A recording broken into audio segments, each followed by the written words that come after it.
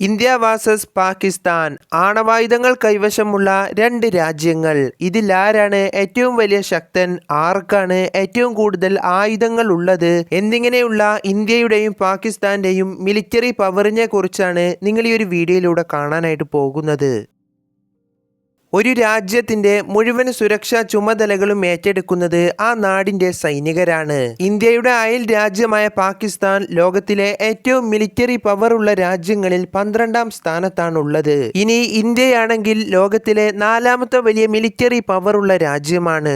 1895 April 1-നാണ് INA അഥവാ Indian army സ്ഥാപിതമാകുന്നത്. അതേസമയം 1958 ഒക്ടോബറിലാണ് അന്നത്തെ പാക് പ്രസിഡന്റ് ആയിട്ടുള്ള അയ്യൂബ് ഖാന്റെ നേതൃത്വത്തിലാണ് പാകിസ്ഥാൻ ആർമി മിലിറ്ററി രൂപീകരിക്കുന്നത്. ഇനി ഇരു രാജ്യങ്ങളുടെയും കൈവശമുള്ള ആയുധങ്ങളിലേക്ക് നോക്കുകയാണെങ്കിൽ അതിൽ ഒന്നാമതായിട്ട് വരുന്നത് ട്രാൻസ്പോർട്ട് എയർക്രാഫ്റ്റുകളാണ്. പാകിസ്ഥാന്റെ കൈവശമുള്ളത് C-130 ഹെർക്കുലർ എന്ന 60ഓളം വരുന്ന എയർക്രാഫ്റ്റുകളാണ്. അതേസമയം ഇന്ത്യയുടെ കൈവശമുള്ളത് ഇതുപോലുള്ള 264ഓളം വരുന്ന എയർക്രാഫ്റ്റുകളാണ്.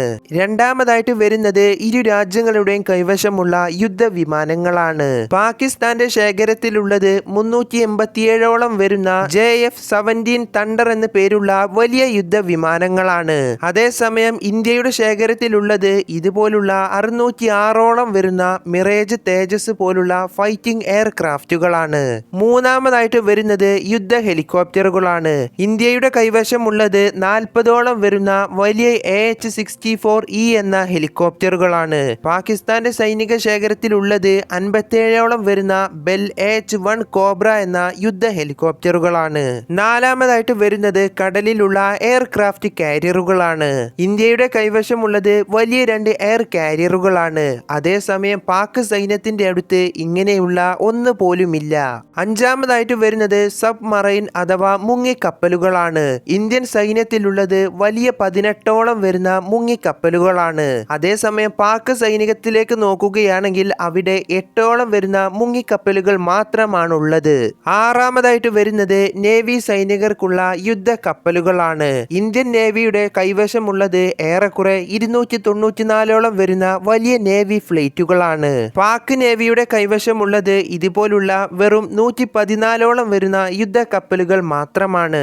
ഏഴാമതായിട്ട് വരുന്നത് യുദ്ധ ടാങ്കറുകളാണ്. ഇന്ത്യയുടെ സൈനിക ശേഖരത്തിലുള്ളത് ഏകദേശം 4614ഓളം വരുന്ന പടുകൂറ്റൻ ടാങ്കറുകളാണ്. പാകിസ്ഥാന്റെ സൈനികത്തിലുള്ളത് 3742ഓളം വരുന്ന ടാങ്കറുകൾ മാത്രമാണ്. എട്ടാമതായിട്ട് വരുന്നത് ബാലിസ്റ്റിക് മിസൈലുകളാണ്.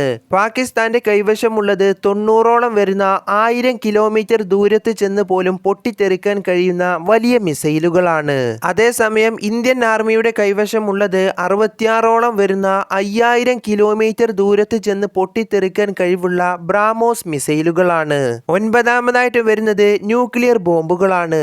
ഇന്ത്യൻ ആർമിയുടെ ശേഖരത്തിലുള്ളത് ഏറെക്കുറെ 172ഓളം വരുന്ന വലിയ അണുബോംബുകളാണ്. പാകിസ്ഥാന്റെ സൈനിക ശേഖരത്തിലുള്ളത് ഇതുപോലുള്ള 170ഓളം വരുന്ന ന്യൂക്ലിയർ ബോംബുകളാണ്. 1974-ലാണ് ഇന്ത്യ ആദ്യമായിട്ട് ആണവായുധ പരീക്ഷണം നടത്തുന്നത്. അതുപോലെ 1998-ലാണ് പാകിസ്ഥാനും ആദ്യമായിട്ട് ആണവ പരീക്ഷണം നടത്തുന്നത്. ഇന്നത്തെ ഇന്ത്യൻ സൈനിക മേഖലയുടെ ടോട്ടൽ ബഡ്ജറ്റ് എന്നത് ഏറെക്കുറെ 86 ബില്യൺ അഥവാ 6 ലക്ഷം കോടി രൂപയോളമാണ്.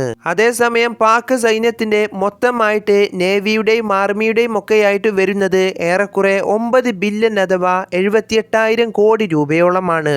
ഇന്ത്യൻ സൈനിക മേഖലക്ക് പ്രധാനമായും ഉള്ളത് 3 ബ്രാഞ്ചുകളാണ്: കരസേന, നാവികസേന, വ്യോമസേന എന്നിവയാണത്. ഇതെല്ലാം കൂട്ടി മൊത്തം ഇന്ത്യൻ സൈന്യത്തിലുള്ളത് ഏറെക്കുറെ 1.4 മില്യൺ അഥവാ 14,30,000-ഓളം വരുന്ന ആക്റ്റീവ് സൈനികരാണ്. ചൈന കഴിഞ്ഞാൽ ലോകത്തെ 2ാമത്തെ വലിയ ആർമഡ് ഫോഴ്സ് ഉള്ള രാജ്യം കൂടിയാണ് ഇന്ത്യ എന്നത്. ഇനി പാകിസ്ഥാനിലേക്ക് നോക്കുകയാണെങ്കിൽ 6,50,000-ഓളം വരുന്ന സൈനികർ മാത്രമാണ് മൊത്തമായിട്ട് പാക് സൈന്യത്തിലുള്ളത്. ഇത്തരം സൈനികരുടെ എണ്ണത്തിൽ കൂടുതലുള്ള രാജ്യങ്ങളിൽ 7ാം സ്ഥാനമാണ് പാകിസ്ഥാൻ ഉള്ളത്. ഇന്ത്യ എന്ന രാജ്യത്തിന്റെ മൊത്തം ഒരു വിസ്തൃതി എന്ന് പറയുന്നത് 32,87,263 കിലോമീറ്ററോളം വ്യാപിച്ചു കിടക്കുന്നതാണ്.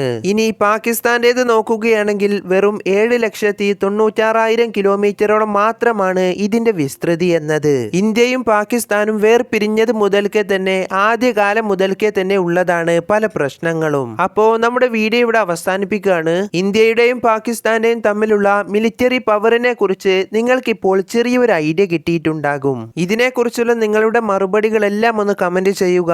അപ്പോൾ അടുത്തൊരു അതിശയിപ്പിക്കുന്ന വീഡിയോയുമായിട്ട് കാണാം.